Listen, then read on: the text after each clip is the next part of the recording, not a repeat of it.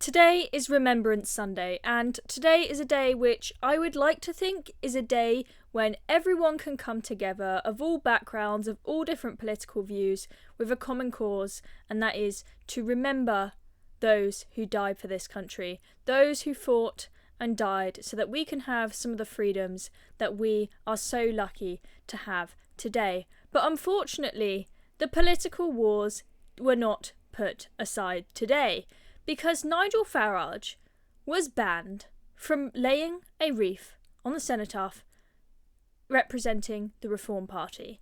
He says the establishment banned Reform UK from laying a wreath on the cenotaph. Why on earth has this happened? Well, apparently there's a loophole that stops him from being able to do so, but we'll see why in a moment. That is a load of utter nonsense. So we had the usual service at the cenotaph, in most ways absolutely brilliant as usual, except for the fact that Nigel Farage was not able to lay a wreath.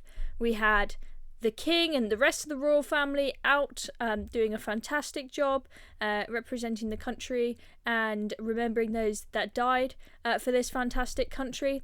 And one thing that is a tradition at this service is that the political leaders are able to lay wreaths. So it's not just the Prime Minister Keir Starmer. As you can see there, for example, you have Kemi Badenoch also laying a wreath as leader of the Conservative Party. And smaller parties also get an opportunity to lay a wreath as well. So why was the Reform Party not allowed to do so? What is going on here?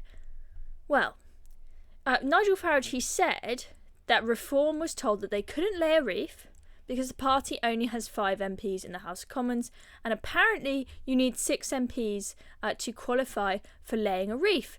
And, you know, if that's the rule, the rules, you can kind of understand, okay, maybe this wasn't specifically something that was meant to be anti-reform, the evil far right, but something very fishy happened.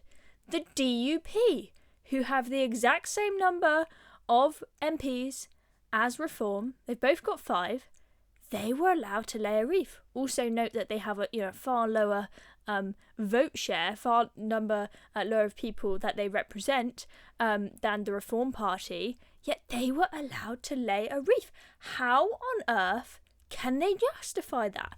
Who is behind this decision? Well, apparently it is the Department of Culture, Media and Sport that are in charge of the cenotaph ceremony.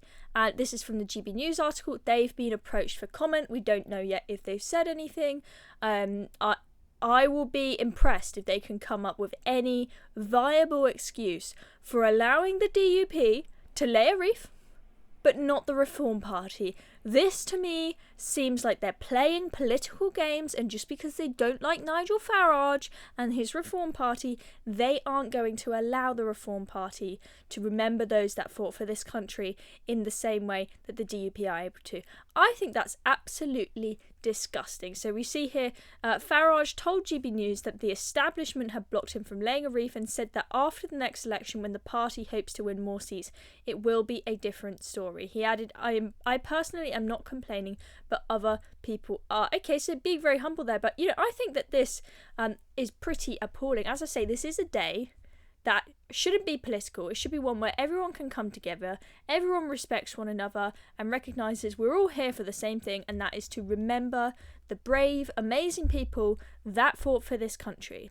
Right? It's not a time for political games to say, oh, I like the DUP so they can lay a wreath, but Reform, not keen on them, don't like that Nigel Farage, so, I don't want him walking around the cenotaph on Remembrance Day. That won't be a good look. So we're not going to allow that, evil party to lay a wreath. I think that is vile. So I'm surprised that Nigel is being so humble about it.